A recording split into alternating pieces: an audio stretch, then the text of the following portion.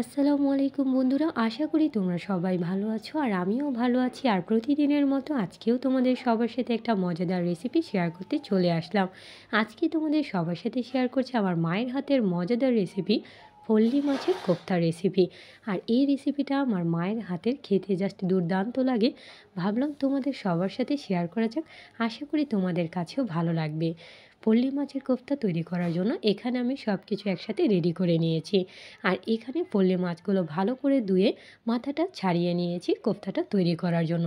এখন আমি মাছগুলো একটা ছুরি দিয়ে মাছ বরাবর কেটে নিচ্ছি মাছগুলো। আর ভালো করে হাত দিয়ে এখন পুরো মাছটা ছাড়িয়ে নিচ্ছি।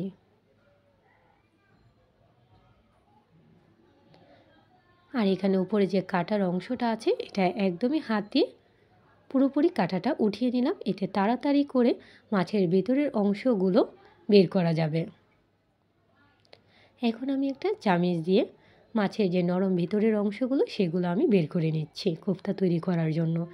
আমরা অনেকেই কাঁটাযুক্ত মাছ খেতে চাই না, আর এই কাঁটাযুক্ত মাছ যদি আমরা এরকম করে কোফতা তৈরি করি তাহলে কিন্তু ছোট বড় অনায়াসেই খেতে পারবে। আর এখানে আমি সবগুলো মাছ একসাথে বের করে নিলাম। আর এখন আমি কোফতাটা তৈরি করার জন্য শুকনো মরিচ নিয়ে নিয়েছি আর অল্প পরিমাণে একটু পানি দিয়ে দিলাম। আর শুকনো মরিচটার সাথে এখন কয়েকটা রসুন, এক টুকরো আদা আর এখন নিয়ে নিচ্ছি এলাচ, নিয়ে বেটে নিচ্ছি কোফতাটা তৈরি করার জন্য।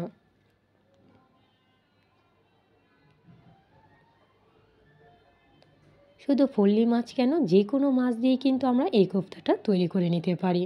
আমি এখন মরিচ আর সব কিছু বেটে নিলাম। আর এখন মাছের যে অংশগুলো বের করে নিয়েছিলাম সেগুলো আবারও একটু বেটে নিচ্ছি, এতে কাঁটাগুলো সব বের হয়ে যাবে আর ভালো মতো এটা সফট হয়ে যাবে। আমরা যে কোনো মাছ দিয়ে এরকম কোফতাটা তৈরি করি না কেন, কিন্তু এই ফল্লি মাছের কিন্তু আলাদাই একটা সুগন্ধ আসে। যখন তোমরা এরকম করে তৈরি করবে তোমরা খেতে বুঝতে পারবে এটা কিন্তু সত্যি অসাধারণ লাগে। এখন আমি সামান্য পরিমাণ একটু লবণ দিয়ে দিয়েছি আর এখন সাথে ধনিয়া পাতা দিয়ে ভালো করে মিক্স করে নিচ্ছি।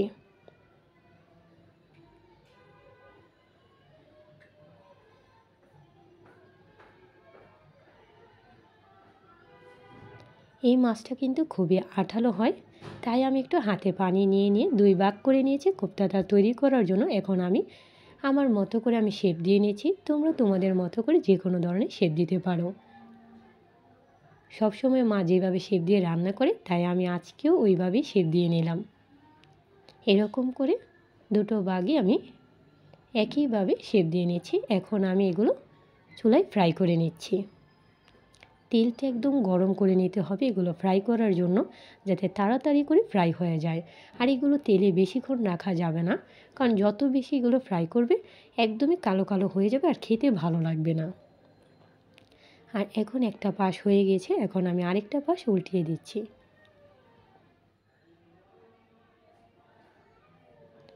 কোফতাগুলো হয়ে গেছে, আর বেশিক্ষণ রাখবো না, চুলাতে নামিয়ে নিলাম। তোমরা দেখতেই পাচ্ছ, দেখতে কিন্তু অসাধারণ লাগছে। এখন আমি কোফতাগুলো পিস পিস করে কেটে নিচ্ছি।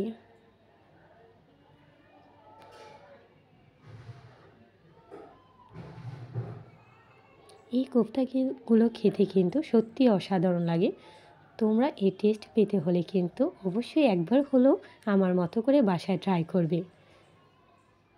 তোমরা এই কোফতা যে কোনোভাবেই এখন রান্না করতে পারো। কেউ এই কোফতা দিয়ে তোমরা দো পেঁয়াজা বা ঝোল রান্না করতে পারো, তবে মা সব সময় এই কোফতা দিয়ে ঝোল রান্না করে, তাই আজকেও তোমাদের সবার সাথে এই কোফতা দিয়ে মায়ের হাতের মজাদার ঝোল রেসিপি রান্না করে দেখাচ্ছি।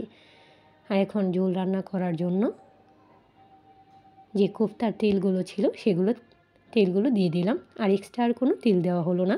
আর এখন পেঁয়াজ কুচিগুলো ছেড়ে দিচ্ছি। পেঁয়াজটা আস্তে আস্তে নাড়াচাড়া দিয়ে লাল করে নিচ্ছি। পেঁয়াজটা লাল হয়ে গিয়েছে, এখন আমি মরিচ আর হলুদের গুঁড়ো অ্যাড করে দিচ্ছি আর সাথে দিয়ে দিচ্ছি অল্প পরিমাণ একটু পানি মশলাটা কষানোর জন্য। মশলাটা ভালো করে কষিয়ে নিচ্ছি। মশলাটা কষানো হয়ে গেছে, এখন অল্প পরিমাণ একটু রসুন বাটা দিয়ে দিচ্ছি, এতে রান্নাটাতে দারুণ ফ্লেভার আসবে। আর সাথে দিয়ে দিচ্ছি স্বাদ মতো লবণ, দিয়ে ভালো করে নাড়াচাড়া করে নিচ্ছি। মশলাটাতে বলক চলে এসেছে। এখন আমি দিয়ে দিচ্ছি আলু। নাড়াচাড়া দিয়ে আলুগুলো এখন কষিয়ে নিচ্ছি। এখন আলুগুলোর সাথে দিয়ে দিচ্ছি মটরশুঁটি।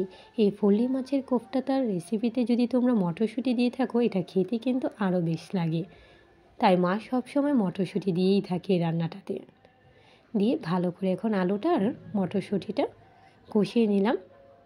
এখন কিছুক্ষণের জন্য ঢেকে রাখছি। ঢাকনাটা তুলে নিলাম। তোমরা দেখতেই পাচ্ছ আলু আর মটরশুঁটিটা কষানো হয়ে গিয়েছে। যেহেতু ঝোল রান্না করব, তাই বেশি করে পানি দিয়ে দিচ্ছি।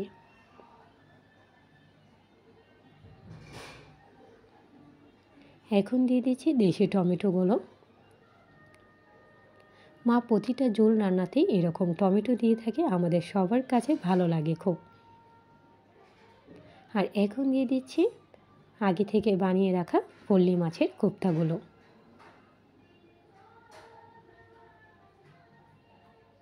ভালো করে কোফতাগুলো নাড়াচাড়া করে ঝোলটাতে ডুবিয়ে নিচ্ছি। এতে দারুণভাবে ঝোলগুলোতে ডুবে যাবে, কোফতাগুলো খেতে ভালো লাগবে। এখন কিছুক্ষণের জন্য ঢেকে রাখছি। ঢাকনাটা তুলে নিচ্ছি। তোমরা দেখতেই পাচ্ছ বলক চলে এসেছে আর দারুণ স্মেল কিন্তু বের হচ্ছে, যা তোমরা পাচ্ছ না। তোমরা পেতে হলে আমার মায়ের মতো করে একবার হলে তোমাদের রান্না করে খেতে হবে। আর এখন উপর দিক দিয়ে ছড়িয়ে দিচ্ছি ধনিয়া পাতা। ধনিয়া পাতার সুবাসটা এই রান্নাটাতে জাস্ট অসাধারণ লাগে। কিছুক্ষণের জন্য ঢেকে রাখছি।